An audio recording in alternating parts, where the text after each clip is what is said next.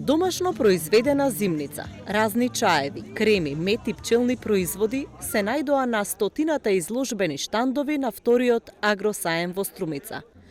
Покрај механизацијата и земјоделските продукти, забележливи беа креативните производи на македонските фармери, кои велат дека уште слабо заработуваат, но имаат верба во иднината на домашното и рачното производство.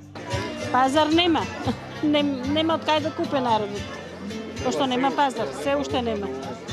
Да. Задоволни ли сте вие од вашата работа? Дали се исплатува? Ние работиме, а сега многу тешко се исплатува. Па мислам дека сега после пандемијата дека сите се преориентираа на природна база да користат и секакви производи, така да може би на почетокот ќе биде тешко, пошто ние сме од скоро формирани, меѓутоа со тек на времето мислам дека луѓето сите сакат веќе да користат се што е на природна база. Организаторите велат дека идејата е на едно место да се соберат производителите, откупувачите и потрошувачите со цел да се создадат нови соработки меѓу нив. Во рамките на саемот предвидена и панел дискусија на тема иднината на македонското земјоделие.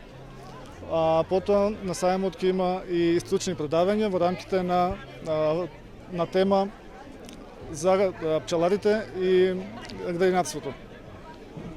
Посетителите на саемот ќе имат можност да ги видат најновата технологија која што е присутна на пазарот и ќе имат можност да вкусат од најдобриот мед во Македонија.